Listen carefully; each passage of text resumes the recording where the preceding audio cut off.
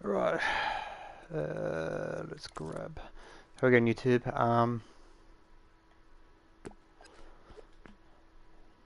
As I just put a stream up talking about the sticker system, and I mentioned you can make a phone. So it's like, I've got my Fleck phone, but let's go for a little bit more of a useful, realistic,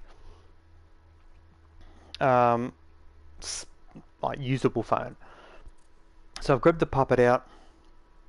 This is for scale. So the biggest mistake people make is they'll craft something, okay, like, let's craft a phone. They'll plonk a box down. And they go, okay, that's the scale the phone's going to be. Thinking the bigger the object, the more detail you can put in. But in dreams, if I grab that box and shrink it all the way down to the size it needs to be,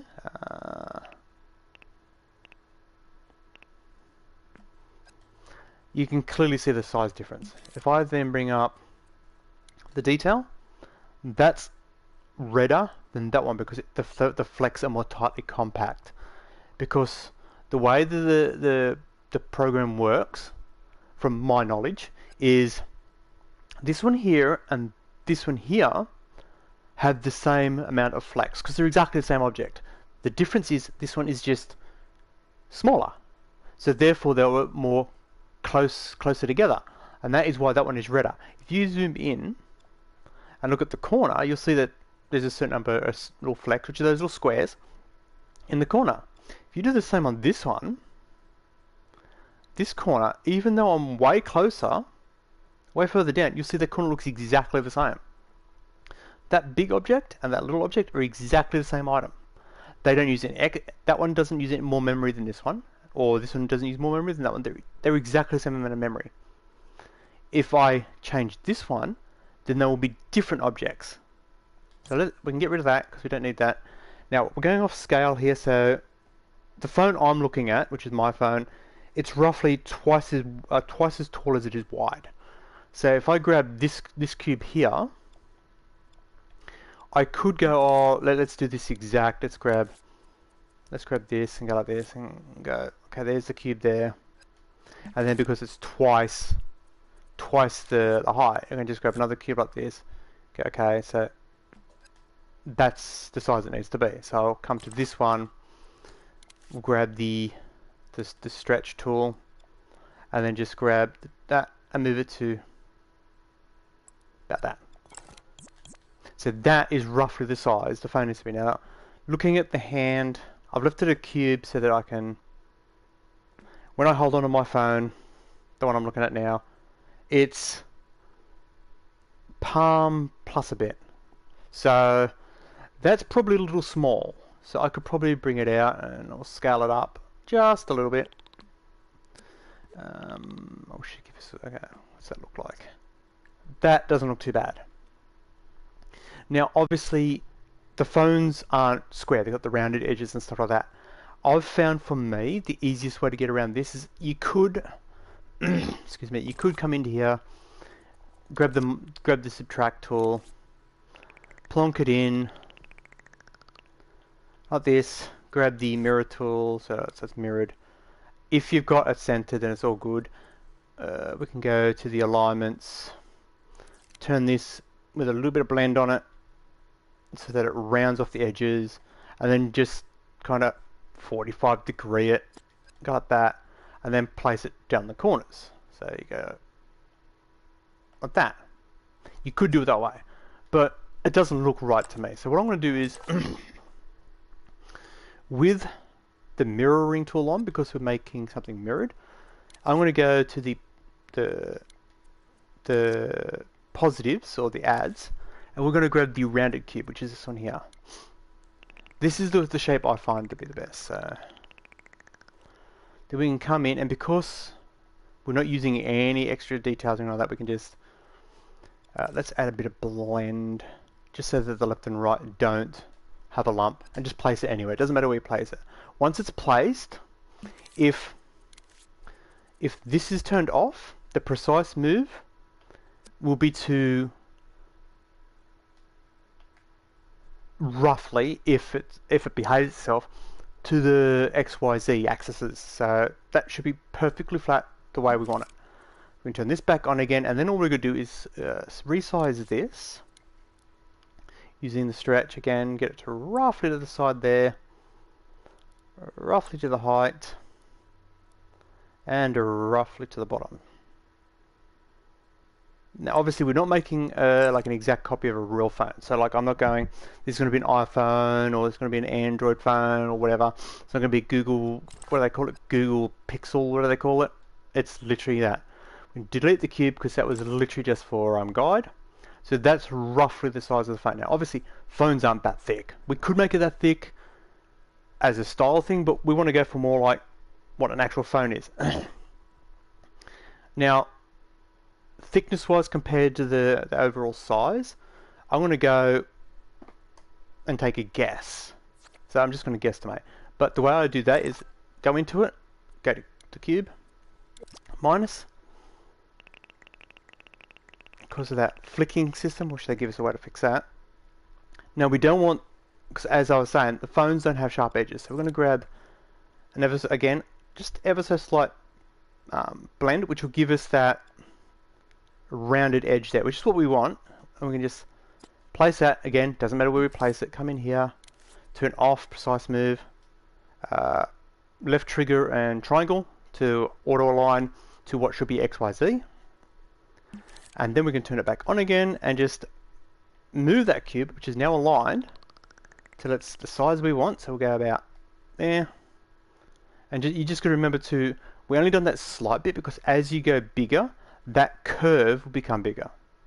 If you want, if I put it back, see how it's a small curve there? If you want that to stay like that, you have to literally grab this one and just adjust it like this. Which probably in this point would probably be better. So we'll do it that way. So if I now move that forward, say about to there, we're going to copy the exact same one and move it back to about the thickness I think it should be. So we'll say about that. So that there looks like it's around about the size of a phone. Proportions look about right. Thickness looks about right. Now because of the new sticker system, which is what this thing's all about, we can literally, let's grab the grid, let's copy the phone, move it to the side, turn the grid off, and we're going to get, go back into this one, I'm going to grab the rounded cube again, but in the minus. Again, you don't have to be precise here because flickering is annoying. Let's move it to the side so we can try. So we can try and get it to stop flickering. Place it anywhere, and then with the alignment turned off,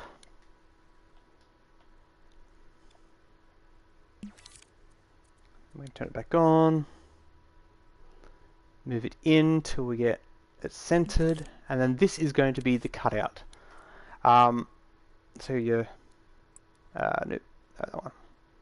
Move it up, scale it sideways. This is for the ring around the edges, I suppose you can call it, the frame. Now on an actual phone, this would probably be really, really skinny. So let's see how skinny we can get it without looking weird.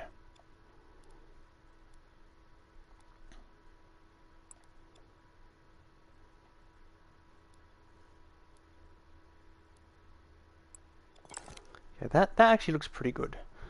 So now when I bring this other one on the left across, it should fit nicely into that. But we don't want to copy it directly across, as it's going to be the exact same size. We want it slightly smaller to fit inside that. We'll make that one slightly bigger.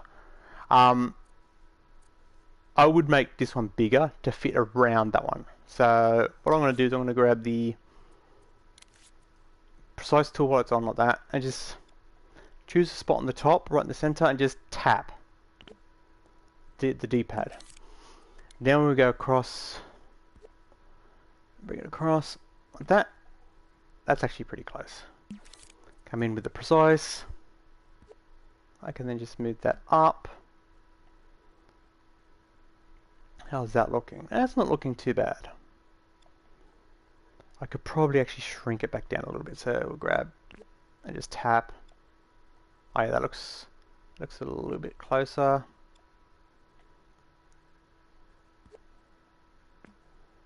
And actually I might grab right in the center and tap that and bring it just that little bit down. Okay, yeah, so it's got what would be the screen or the case and then the protective ring around it. So because the phone I'm looking at now, there's no like the old phones used to have like the speaker, the microphone. They're all in the surround. So because I've got the surround here, I can add that later, which is good. So I can actually get rid of him now. Actually, no, I'll leave him because I'll use him for later. But what we're going to do is we're going to combine these two by grabbing, so we don't move it accidentally, and then just grab the outer case, left shoulder cross to snap it in one. So now this is attached to this. So if I back out, that's all one piece, that's all one piece. Now these two are together. So if I move, because I've got grid snap on. Yeah. If I grab this, they'll all move together. And that's what we want. And go into, so at that point, we're going to grab a chip. Actually, I'll stick it on what I think is going to be the back. Oops. Chip. Align it to there. So let's place the chip at the top. Let's make sure it's attached to the correct piece. And there we go. So let's open it. Rotate it 180, just so we can see it from the front. Okay, so now whatever's placed in here will be aligned to the back. So this is where we can put the brain. So we can go CPU. And of course we want to do the stickers, and it aligns to the items that it's attached to. So we're going to go into that, do the same thing on the front, but we're going to place it roughly centered, about there. And we're going to call this screen. If it will let me, there we go. So we'll leave this on open for now because we're gonna do all the stickers now, and then we'll do the brain stuff. Let's just quickly grab that, and we're going to go just like that, just to help us. We can paint it later and paint it half for half. So we're going to have the front black, the back a color. But for now, we'll just do that. Screens are shiny, so let's shiny it up. I'm not going to be changing that. No glow to it. That all looks good. So it's a black shiny screen, and if we want to go extra hog, do the same with that. We can go, okay, we want it, at the moment it's going to be white, we want it shiny, and we want metallic because we want chrome, and we're going to chrome surround. So there's the actual sculpt done. I could try and get it more like the sharpest corners and stuff. I'm happy with the way it is, so I'm going to leave it as it is. We're not, as I said, we're not going for an exact copy of a real phone. Now if we grab the items in here, and we'll just say we want one, okay, so we want to have the time, the battery, signal, and a word display, whatever we're having displayed. So there's our texts. If we come around to the back, grab our brain, our CPU, and just say we've got to decide. Okay, we're going to go, let's have, not a zone, let's have a receiver. We'll have two receivers, and we want one of them, and we want, that should be fine for now. So we've got our time date, Now if I just grab, for example, quickly grab another one and have it displaying all the time. If I just grab that one and just plug it straight into there, you just get a bunch of numbers. So that is like useless to us. If you want an actual time, you've got to split that up into its different segments, and this is where this design is flawed, but whatever. Come into here, just grab yourself a splitter, and then run the time into the splitter. It will then split it into year, month, day, hour, minute, second, and millisecond. So if we want to have just say an hour and a minute display, we'd need two displays. So we'd have to go, for example, if I grab this and this, we can say hour, minute. So this one here would be the hour, so we'll just run that into the hours. You see it's at 8 because the UTC, I think it is, yeah, is 8 AM because it's 24 hour. And if we grab the other one and make that minutes, it's 8:47. And now obviously if they're on display at the same time, as you can see they're overlapping, so if you move that like that, then it says 8:47. And that's what we're going to have to do with the actual screen. If you want to make it 12 hour, you've got to add an extra little calculator thing here. You've got to go along the lines of calculator that if something is greater than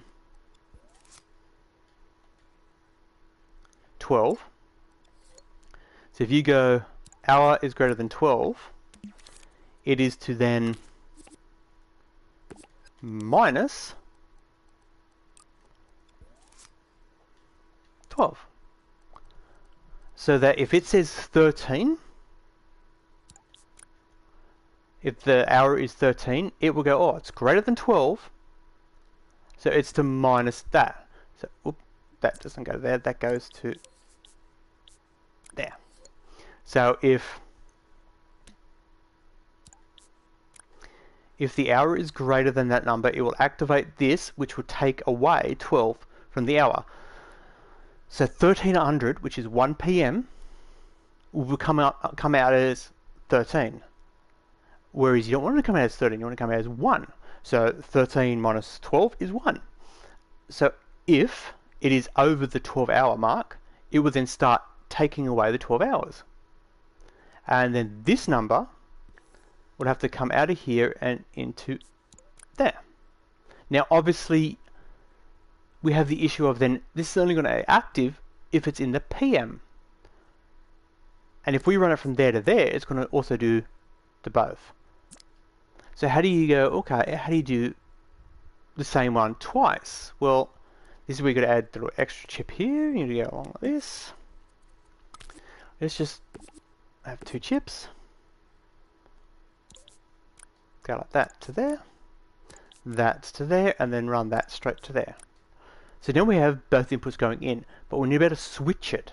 So we can tell it here that if it's above the 12-hour, we can actually use, for example, right now we can go turn this one off.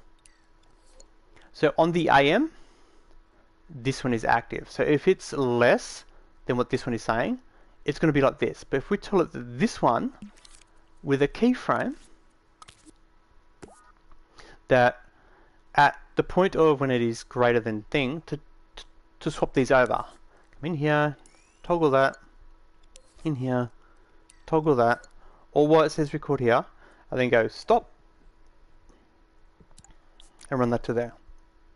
So now when the hour goes 12:01, so 12:01, it will go, okay, it's greater than 12. So it's then got to take the 12 off. You do have an issue of the exact 12 o'clock. So what do you do about that? You can add another little chip to thingy it and all that. But you can also turn around and say if it's there, another calculator there, that if it's equal to, alright, equal to 12, that is not the trigger. You could also say if it's greater than 12.99 or something, or we could go if it's greater than 13. But the catch with that is if it's 13, then it's, you see what the issues are. So I'm just going to take the easy route and go if it's greater than 13. If it's greater than 13, take away the thing. So at 12, it's not greater than 12, so it's still going to say 12, whatever. That's the safest route.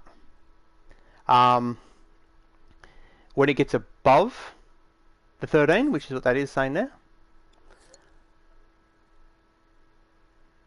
it will then turn around and go, okay, the thing is, exactly at 13, it's still going to say 13.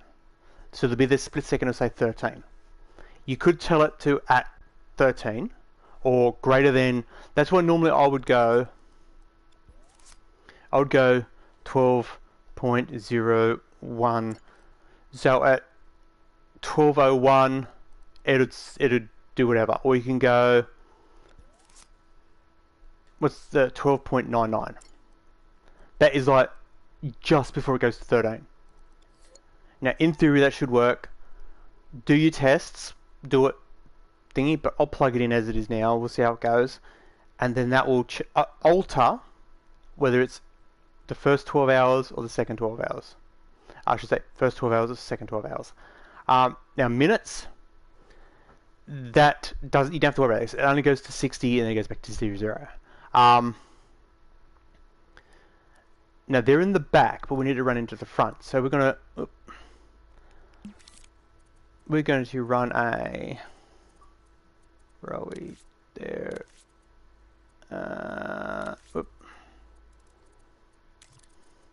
We're just going to run transmitters. I'm not going to write seconds, but we're going to run that. Then run these two into there. We can now get rid of them because we don't need to see them anymore. Okay, and then we can rename this one to be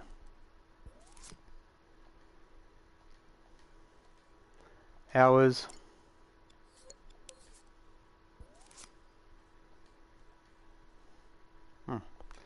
Minutes. Don't know why I've got a habit of typing the entire thing out, but okay. So hours and minutes, and we can literally just now come into the screen, grab the receivers. I didn't allow for that, but it doesn't matter. That one, hours. That one, minutes. Click, click. That one there displays the hours. That one displays the minutes. So if we now go globally sticker, and same with this one, globally sticker. Globally sticker. Let's move this out of the way so we can see it.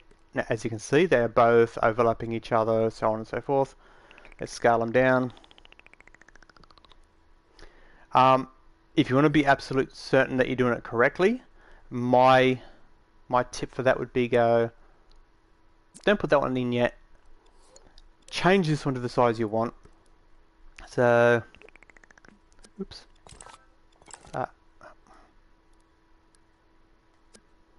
Okay, why is that? Okay, let's grab that one and get that one to give us all the things. There we go, so we can actually grab the thing. Why is that still oh yeah, wait, what? Let's turn these off because one of them is still displaying when it shouldn't be. Okay, so we want this. Let's turn it to white for now. Let's turn it up. Why is this still not displaying? Okay, let's grab. Have I got the wrong? Have I clicked on the wrong one here? Oh no, that wasn't set right. Okay. So we've now got that set there. So we can now size it to roughly we want it, and then move it to. Now mine has it across the middle of the screen, but we're going to go for the in the top corner, so we go there. Let's remove that. Let's remove that. Let's remove that. Let's choose a font that looks phonish. Yeah, that one actually sounds pretty good. And of course we want it to be aligned with each other. We just want to go copy and copy the one we've already done. Then while that one's selected, we can then move this one to the side. Doesn't matter how far we move it, and then run that to there. So as you can see, it says 856. Again, both these, we can select them both. Come in here, we'll turn the luminosity up. We'll go 20. We can change the color. If we want to add the square, we can add the square. If we want to make the background flex, we can. If we want to outline, we can do that. Obviously, there'd be the double lines. We don't want that, so that can go away. Drop. There's no way to change the color of the drop shadow, so we can't add a halo highlight, which would be cool, but that should be all we need. So if I now go into play, the clock is still running, so that will eventually change to 858. Wait, what? Why are the lines still on? I just want to turn them off again. Here we go. Yeah, so eventually the 857 will go 858. There you go. And it's on the thing. If we back all the way out, we move it around, it's attached. It's attached to the screen. We go rewind.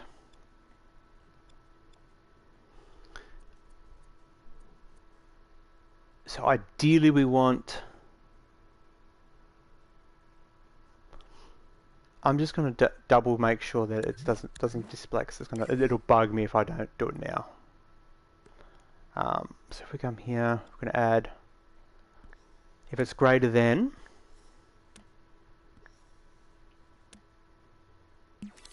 we're going to grab another one and go calculator equal to 13.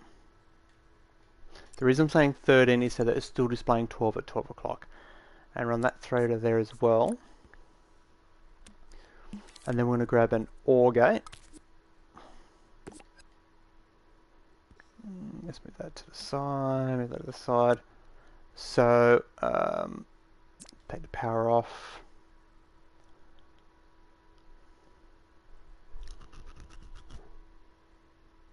We want it to be running from there to there. So if it's greater than 13, greater than 13 or equal to 13, it's to power that on. When that gets powered on, we also want it to switch from doing nothing to taking the 12 away. So right now, if it says 1300, it'll go, okay, it's exactly 13. Take 12 away. 13 taken 12 away is 1. So at 1300, it will say 100. Same with if it says 1301, which is greater than 13. This will turn off, but it's an OR gate, so it will still say, okay, I've still got to take that 12 away. This here, that ORing to that, then toggling those two, will make sure that this always stays at number 12 or lower, which makes it a 12-hour clock. It would be nice if somewhere in here we could tell it to be a 12-hour clock, but there isn't. There's literally start time, my area time, and UTC time. This chip here itself, using the hours and the minutes sending and using a receiver on the screen, there you go, it's just gone 901. We'll go to there. The problem with the fact that there's no 01 can be fixed with another chip. We can come back to the back. We can grab, like with this one, but instead of being greater than, we're going to go less than. If the minutes is less than 10, because once we get to 10, the 0 is fine. It's the 1, 2, 3, 4, 5, 6, 7, 8, and 9. If that is that, we are to grab a number of 0 and place it in front of that number. So we can then go, we'll do the same as we've done with the other. We'll go transmitter, and we'll just call it 0, so that we know that's the 0. And then we're just going to run a signal from there to there. So if it's less than, this is going to send a signal out. That way we can just come to the screen. And let's move these out of the way. So it's aligned. We're going to go copy. There, and move this down to there. And grab that. And we're not going to be adjusting this order. It's just going to be plain 0. We should be able to move it to the side. Like that, for example. Let's just align the 9 a little bit further. Okay. Usually I would tell the displays to be a wide number. The best number I find to choose is the 0 because it's the widest. So as you can see, there's a 0, 3 there now. So if I tell it then to receive a signal, receiver, and it's only to receive it from the 0, and then instead of going to there, we're just going to power it up, so that if the signal is saying yes, the 0 is there, it's going to power up and display a 0. But when it gets to a 10, it's then greater than 9, or it's equal to or greater than 10, and therefore it's, oh, I don't need the 0 anymore, and the 0 will disappear and it will display the 1, the 2, the 3, or the 4. So that's how you can get the 0, 3 instead of being the just 3. It's janky, it's troublesome to align and everything, but if you do it the way I've done it, where you're copying and then just sliding it across a little bit with the precise move, you should be good. And with the way the stickers work, they align to the surface, so it should be moving along with the surface. It shouldn't unalign with, if it's a flat surface, it shouldn't unalign, it shouldn't go to a bubble looking, or like a wavy looking thing. So that there is the working clock. Now just say we want to add a, let's go to the CPU again. We want to add, well, the text, we're just going to literally, in fact, I'll turn it on now. We'll do this. We want white. Leave that open. We need it aligned, and because we're doing the stickers, we're going to stickers. Now we could, instead of coming over here and grabbing, like I've been grabbing those arrows, you can also just adjust that slider there. So let's go to 2. Making that bigger will also make it poke through to the back too, I believe. But I'm not too fussed with it right now. We can always narrow this, copy it, move it back, and make a separate piece for the back. But just say you want this text to say, I don't know, Dreams phone. Let's make it 2 lines.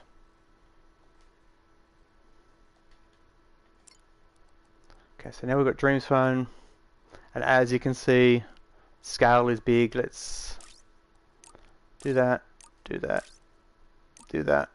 Let's add some of that. That scale is way too big. Let's shrink it down to about that. We can turn around and say, for example, if we want that to only come on when your puppet is nearby, we can literally go in the CPU just to keep them separated. Let's grab a zone. As it stands right now, it's detecting that. So we could probably leave it as it is right now. I will just center that just to make sure it's around the phone. You can adjust the size and shape of that, and you can adjust what it detects. But we're going to leave it exactly as it is now, and then using the same system, so we're not running wires from the front to the back, we can turn around and go transmitter, and let's go held. Run from there to there. And then we're going to do the same like we did with this one. Grab a receiver. Make sure the receiver is picking up held.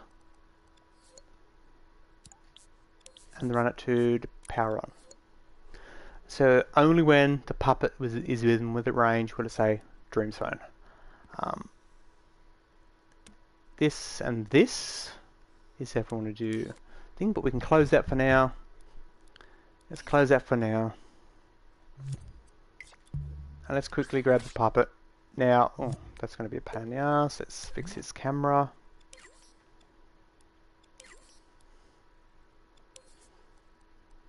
Okay, camera into a doable distance. That we'll go 30. That's a lot more usable. So when the puppet gets within range, it brings up the thing. Now it's not detecting the actual puppet itself. It's detecting the. It's detecting this cube, this chip. So ideally, with this, oh, not that one. With this one here, I would do it like, as you can see, if the phone is here, we want it to better reach someone. So I would normally go to around about this. So if the phone is half up the puppet, that touches the ground, that touches the top of their head. So if we go 1.5 meters, that should pick up the puppet a lot better. You see, now it's picking up a lot better. So the clock on that will work. It will bring up the thing, and obviously if you wanted to register its health and stuff like that, you could also do that as well. See if we come into the thing, but for now, I reckon that's pretty good. I'm going to delete those two for now. Let's jump around to the back. Those two can go. Excuse me.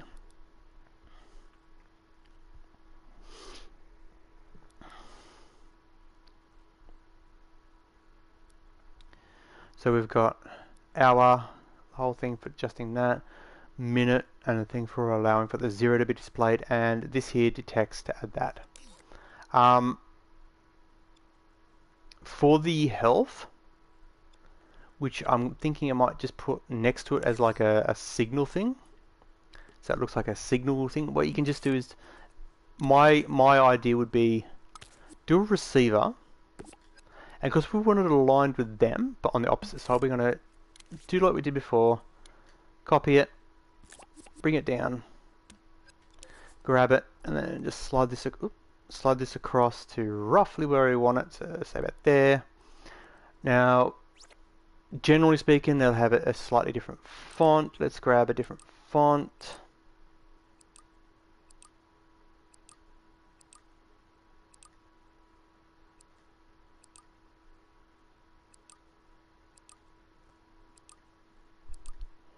Something that's easily readable.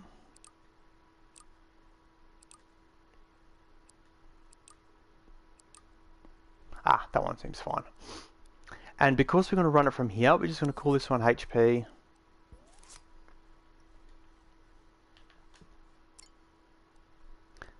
And then just run that line to there. So the HP is the signal at the top there. And we're going to grab the puppet, come into here. Now obviously any puppet that's going to be able to use that phone will have to have this placed inside it. We're going to grab the transmitter and then just grab it from current health into there. And just remember to rename this as H. It's going to be exactly the same as what you labeled the receiver as. Like that. Now, we want the HP to be able to be detected. Doesn't matter how far away it is. So we're going to come back into here. And let's just make sure that this radius is globally. So it will globally look for the transmitter for that around the entire map. So it's not going to just go like with these other ones. These ones here, it's only looking within that circle. But because the other chip is literally on the back, it's within that circle. But because this one isn't necessarily just on the back, it could be anywhere, it's going to be, as you can see, it's got the 100. And that's the thing. I could turn around and get the text gadget and put the double dots. But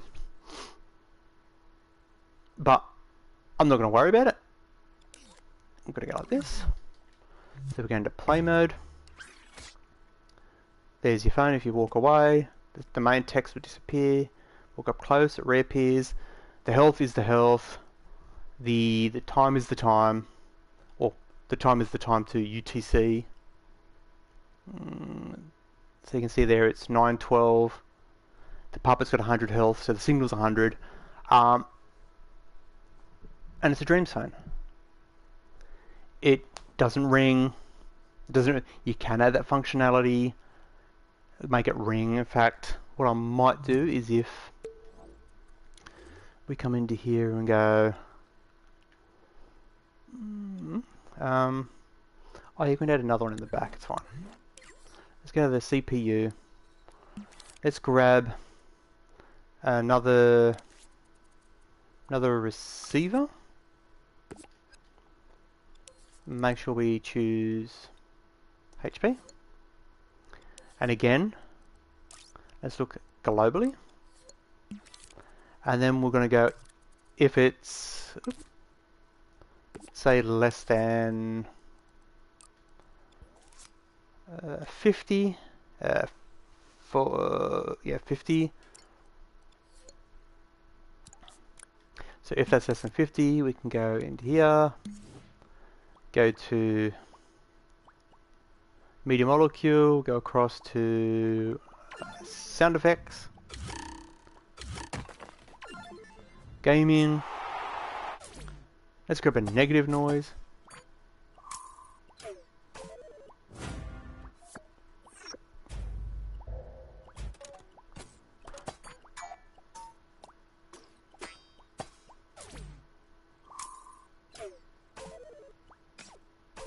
Actually, that one there's probably the best.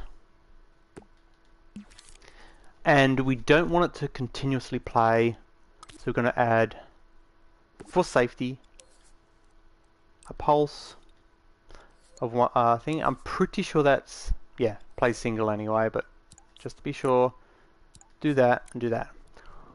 So when the input of the HP is less than 50, so when your puppet gets to half health, it will then play the noise of that noise I made.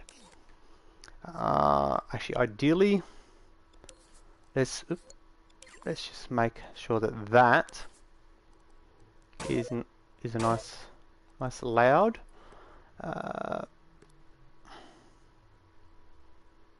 You're not going to give me the display of that, are you? No, you're not. It should make it globally heard. And just so I can do that quick little test, let's grab, again, go down to media molecule. We're going to grab, you could go starter kits, but I like to go to contraptions. That one. Grab this cube. Just place it. Go into here. We're going to turn down the force to 0. You could turn all this other health amount damage. We're gonna up it 1 to make it 51. So it will take 51 points of health off the puppet. So as it stands right now, it's telling me that the puppet, if you can see it, you choose from I'm gonna let you. The puppet says 100 health at 9:16. If I bump into that, it made the noise because it took damage and it's gone below 50 health. Now if I walk away, where'd the phone go? There it is there. It's at 49 health. So it's correctly displaying what the puppet's health is. So if you stick this in on your character, it will display correctly what your character's health is. If you get the display poking at the back, just make a separate sculpt. The way in fact I'll do it right now so you can see how I would do it. I would come into the sculpt. Now it doesn't matter about the chip because the chip's free floating. Let's go. Precise move's good, that's all okay. Let's just grab that cube we cut out, just move it forward a little bit. Then we're going to copy that and move it back and just delete that CPU and that display. So now we have a front and a back. This back one doesn't have to be black. This can be whatever color we want now. So if we want a blue phone, go to there, go to blue, and we can make it look a little bit more metallic because it's not the screen anymore. Like that, shiny. We could make it dull, but we'll keep it shiny. And then just move that forward to the spot where we need it, like that. So there you go. Now you got a colorable phone with an actual display that interacts with the puppet, does correctly display. Now ideally, in fact I am going to add it. We can add a camera function, so we're going to have to get X-ray now because we've got the two back pieces. Let's open this up. Let's grab that one, and let's grab a phone. The cameras. Now we want a front facing and back facing. So let's grab this one. Let's move it forward a bit to about roughly there. Let's make sure we know that that's the front facing camera. So front facing. Let's make sure we can tell.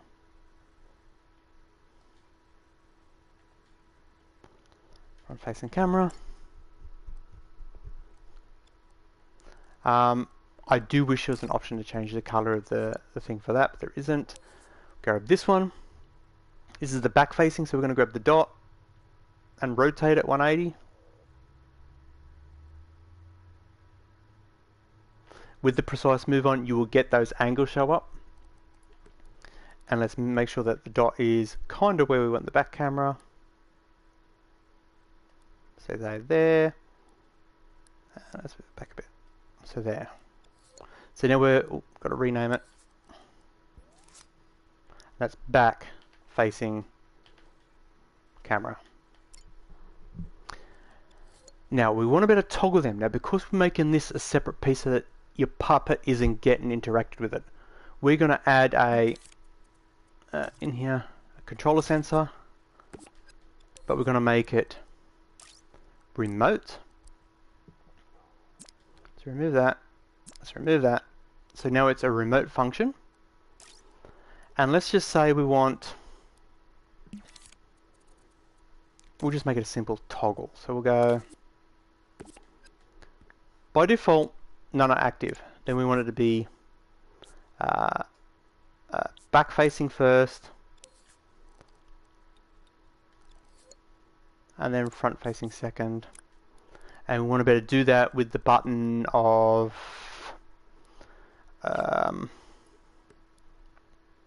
actually I've got a better idea. Let's separate them.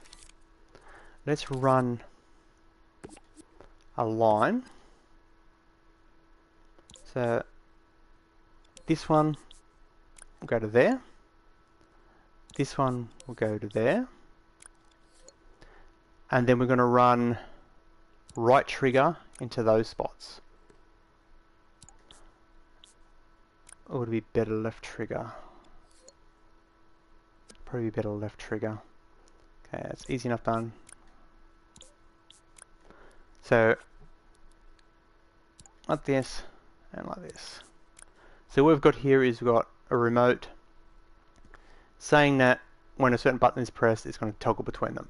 But when we pull the left trigger, it is to activate the cameras, but only if that one is selected. So just so we want up and down, sounds like a half decent choice. Up and down. When up and down is tapped, it will cycle the cameras. Now, we don't want this to always, you don't want to be on the other side of the map, have this fan on this side of the map, and you hit a button and it activates. So we're going to grab this one here, which is is your puppet close enough? And just run the line from there to there. So only when it comes up with Flex Phone, Dream's phone, will it go, okay, you can now toggle between the cameras. So having that done, we can now walk around. Okay, it's lit. If we now tap up or down, and then pull the left trigger, front-facing camera, and if we obviously tap the other one, back-facing camera. Now, as you can see, the front-facing camera has that blur to it, the haze. It's because the camera is too close to the object. To correct that, you're just going to come in. Let's open up that. Back-facing, front-facing. Select the camera. Grab that little white dot and move it forward a little bit. So now when I say left trigger, back facing, it's still doing it. It's still got to go further forward. Okay, let's do the easy way then. Let's grab the camera and just move the stick forward until it disappears. And then left shoulder and circle to back out of the camera. Now we moved it forward, we saw the haze disappear, it should work fine. So left trigger, it's fixed. We're still controlling the puppet. Now obviously, as you saw, when we're out of range, that does no longer activate. But as soon as we get back in range, if I keep the trigger held, it will activate. And if you get, for example,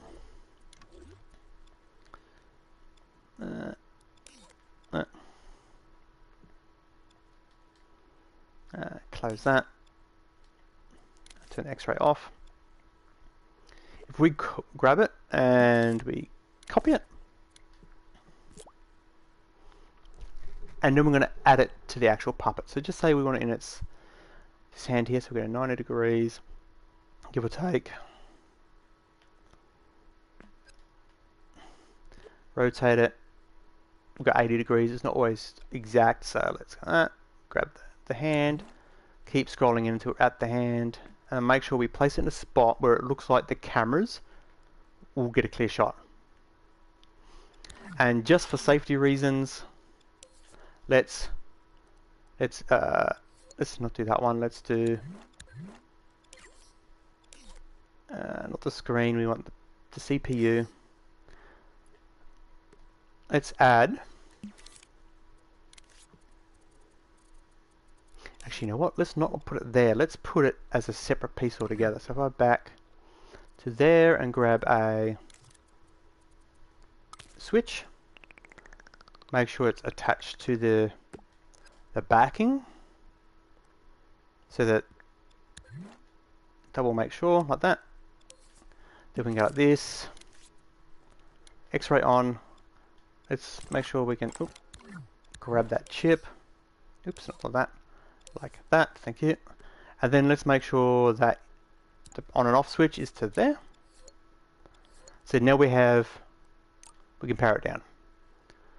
And just to make sure that it's all, so if people download, they can't go, oh, but different. Okay, the front screen's still going to operate, unless in fact, we'll do the same thing with the front screen. We'll go.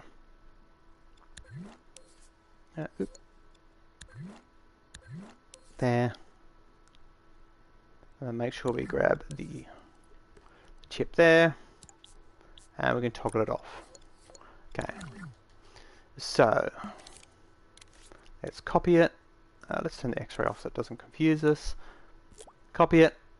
Other way. about 90 again. It's going in the hands, it doesn't have to be perfect. I went 80 before, so we're like 80. Attach it to the hand in a spot where it's actually looking like the hand could be holding it. And of course, we're going to actually be using this phone. We can zoom in to the switch and turn it on. So that phone is now active. So now when we walk around, you'll see the phone is in the puppet's hand. Oops, and I just took damage. It'll read the damage on the screen. And if I now pull the trigger and tap up or down, I will be viewing from the hand of the puppet. Of course, that's where the phone is. So that will display the health of the puppet, the time, all the good stuff. And if you want to go the whole hog, if this was just say your puppet, you could turn around and say, okay, if you want to view the phone, you could have a camera attached to somewhere on the puppet and go, okay, if you pull a certain button, we'll say, this one, keyframe. Let's move the hand to say there, there, there, and say like that. That's a viewable spot, right? Yeah, kind of, sorta. Move it across. Let's make sure that that hand is holding it straight. Done. So it's not too sharp. Let's add 0.6 to that. 0.6 to that. And we'll say left trigger. That sounds good. Of course, left trigger does the cameras. We might as well do the cameras here. Now, normally I would say don't do this, but for this example, let's do it. Let's attach a camera to the head. Let's just plain and simple attach a camera to the head. So we're going to grab camera.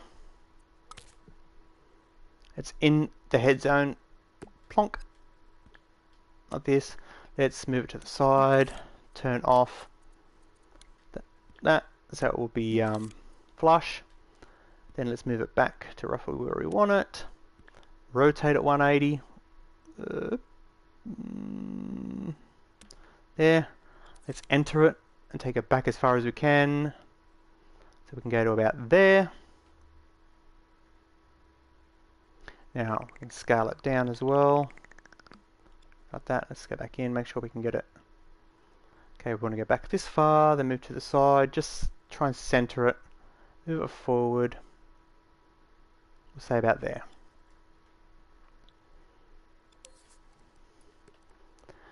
Turn that off. Have it when that is active to turn it on. Turn it off like that. So now when we pull left trigger in the puppet, it will do this camera.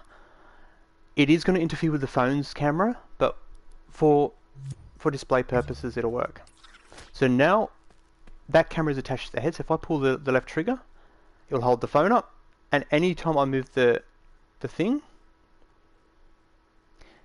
it's not, I didn't zoom into the head. So it's not, if I move forward like that, you'll see the head goes past it. So I've got to go back in. Let's do that to there. Grab that with that active and go until just that is sharp.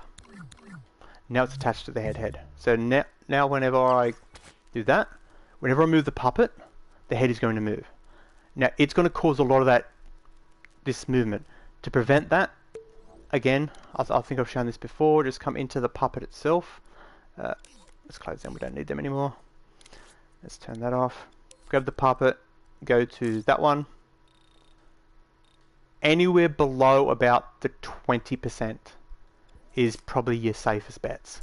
The lower the better, but you want some movement. Let's turn that off to prevent that as well. So we can possess the puppet.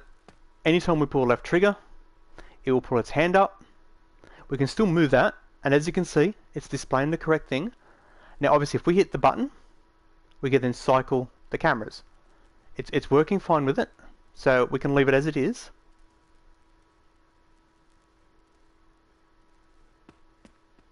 And when we do that, it goes away. So it all works well.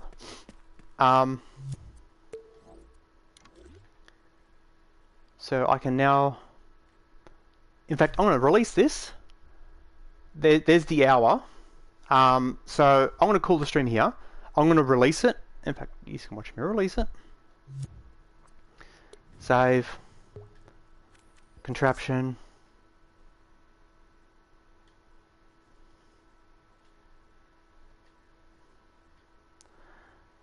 Working. Phone.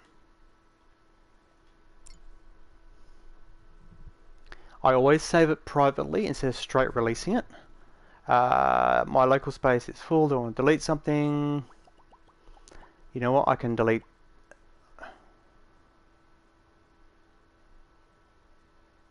I can delete that one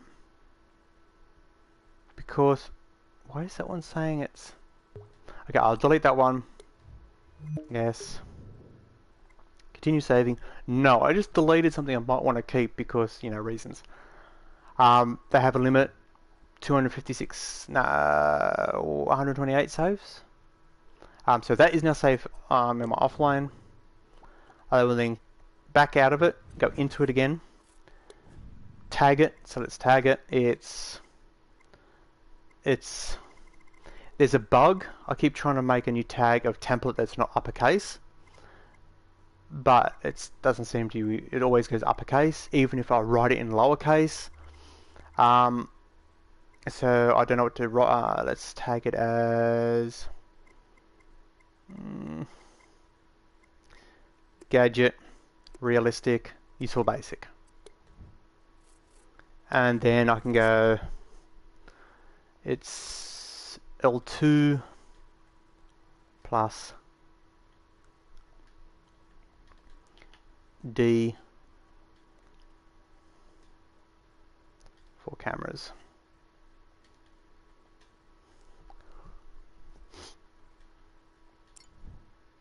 So that should work, that should work, that should work. Then I can go into edit, pick a nice spot for a screenshot. So it's more about the phone, so let's go about there. Save version, online public, yes. Making it there will be free. I could tick that and never show it again. This is so I've got a second chance to, oh hang on, no. Yes. It will then upload. Congratulations, it's been released. I can back out. And then when you look into it, you can see, okay, there's the phone. When it catches up, there's the versions. Public, private. Let's click on that and delete that version. So now we've deleted the offline version to clear up space, and it's now released online. So if you type in working phone in the search bar, this should pop up. And if you go into view, this is what you'll get. A working phone. So I'm going to call the stream here, guys. I hope this does help people with any sort of creation, because you've seen me create a phone from scratch.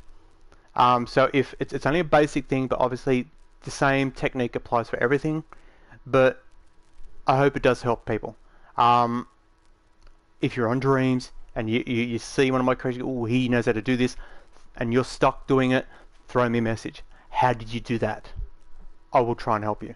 If I don't know how to do something, I will tell you, I'm not sure how to do that, but this is how I would do it. If you're thinking about buying Dreams and you're on a PlayStation, I would recommend it, even if you're not a creator. So yeah, I'm out of here. Stay safe, and I'll catch you all next time. See you.